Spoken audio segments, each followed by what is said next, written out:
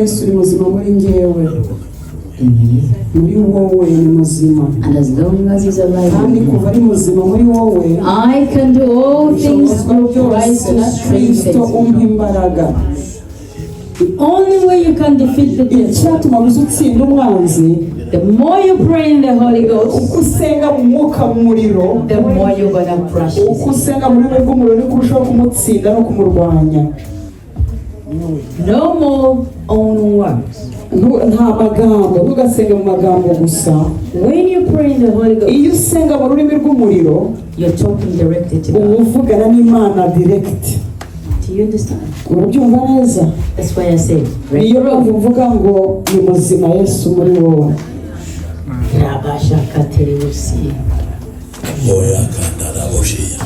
That is your weapon. Iyo niyo ntwaro yawe. You can cry all the tears you want, ushobora kurira amarira yose ushaka, and the devil will wait for you. umwanzi uzategereza uri burangize, And he will wrestle you to the ground. akutaka hasi But you can pray for 2 minutes in the Holy Ghost, gusenga iminota 2 mu mwuka, and he will take things that have been in your kandi generation. ugafata ibintu byose umwanzi yatwaye mu gisekuru iki cyashize ukabigaruza. Shall I tell you another secret? Mbwira iyindi banga, I'm finishing up. ndimo ndarangiza, I also have to go take my kids to bed. agomba gutaha hano kuryama. The only way to overcome the devil Ikintu cyatuma utsinda umwanzi is get closer to Jesus. ni ukwegera cyane Kristo. Fall in love with ukaba mu rukundo na Kristo, ukaba mu rukundo nawe. There's only one true love. Nirwo rukundo rw'ukuri, That's Jesus' love. kubera ko Yesu ubwe mu rukundo. Your husband can tell you, oh, I love you Umugabo too. ashobora kuvuga ngo ndagukunda, The river down there will dry up. ndagukunda, iyo mubonye inyanja ishobora gukama, ariko wapi, I love you until the mountain explodes. nzagukunda kugera imisozi ituritse, ariko The moment it explodes, he will tell you. iyo iramutse ituritse He might yakubwira even leave you behind and ngo run for his own life. akagenda akagutanga. But the only person who stays ariko umuntu wenyine wasigara ni Yesu wenyine. everything Ikintu cyose is built at the altar. byubakiye kuri we. The only way to beat him ubwo icyo gutsinda umwanzi cyonyine at the altar is where I belong. ni naho abo mbarizwa. The more time you spend with Jesus, igihe umarana na Kristo, with Jesus, umubwira ngo Yesu uri ku mavi, the more time you die, niko urushaho kubira muri we. The more you die, nibwo upfa muri we, the more you become alive. nibwo unarushaho kubaho. Do you understand? Urabyumva? There's only one way. Iyo nzira ni imwe gusa. Jesus is way. Yesu niwe nzira. Like Pastor said, Ubwo pasiteri yabivuze, there's only one plan. hari gahunda imwe gusa, God's plan. ni gahunda y'Imana. Your plans Gahunda zawe ntacyo ziri, because the Bible says, kuko Bibiliya iravuga ngo my will inzira zanjye be done. zikoreke, zishyirwe mu It bikorwa. doesn't say doctor's will Ntabwo bivuga ngo ubushake bwa dogiteri be done. aribwo bubaho. You see, Jesus says when he's praying, Yesu aravuga, yaravuze iyo yasengaga, now he's about to be yari hafi kujya ku musaraba, yari hafi kubambwa. You know what happens to him? Uzi uko byamugendekeye? He's sweating blood. Ibizi ibyuya by'amaraso. Do you understand what that means? Uzi icyo ibyuya It means by'amaraso that his bivuze? body is under an enormous pressure. Umubiri we wari utsikamiwe cyane, utsikamiwe. If a person starts to sweat blood, Umuntu aramutse avuye ibiri it means that your heart is beating outside of the normal ni heart. ukuvuga ngo umutima wawe uri gutera birenze ubuzima, nta buzima That ufite. it can explode Mu anytime. gihe cyose umutima wapasuka.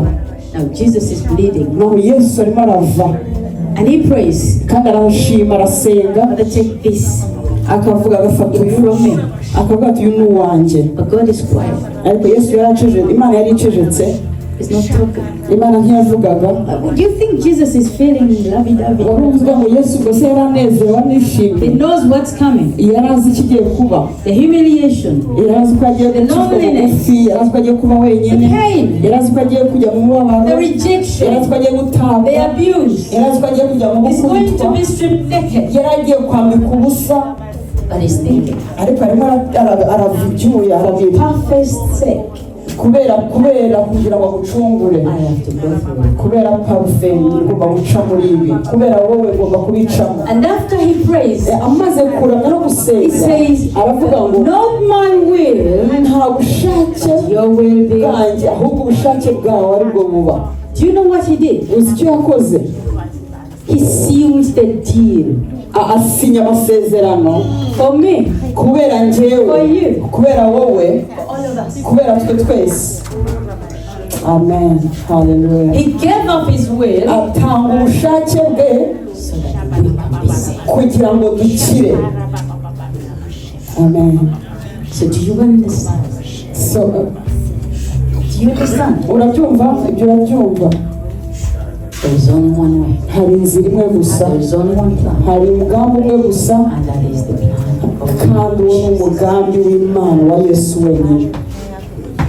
Amen. And how do you find that? Ni gute wowe umenya umugambi w'Imana? On the altar. Ku gicaniro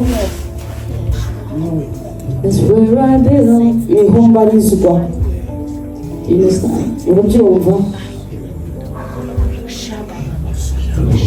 I'm falling in love Ukaba mu rukundo na with Kristo, ukaba mu Jesus. rukundo na Kristo ku gicaniro, Falling in love ukajya mu rukundo na ukajya mu rukundo na Kristo.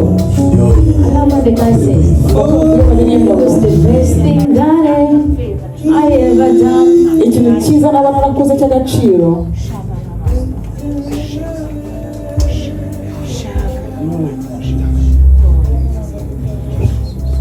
I was once in Japan. rimwe na rimwe mu Buyapani, A lady gave me a necklace. bampa shenete, Well, I prayed for her.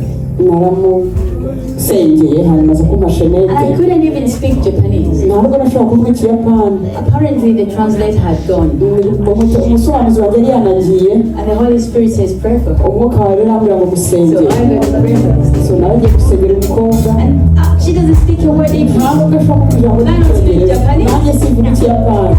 And then in a group. Hanyuma gurupe y'abantu, And the Holy Spirit shows up. umwuka wera ariyerekana arigaragaza. Nkunda umwuka wera cyane. And they received healing. Abantu batangira kubona, And she said, I am healed. abantu batangira gukira. And this lady took off her necklace. Hanyuma umumama akuramo shenete ye, She says, I don't know. Just take it. ntiyanze kuvuga, ntagira ngo arayimpa gusa aramufata. And I said, I don't want you. Ndavuga ngo ntabwo nyishaka. She said, no, you don't understand. Aravuga ngo ntabwo ubyumva, yifate. So when I looked at that necklace, So nyirebye iyo shenete, it had two things. yari afite ibintu bibiri kuri iyo shenete.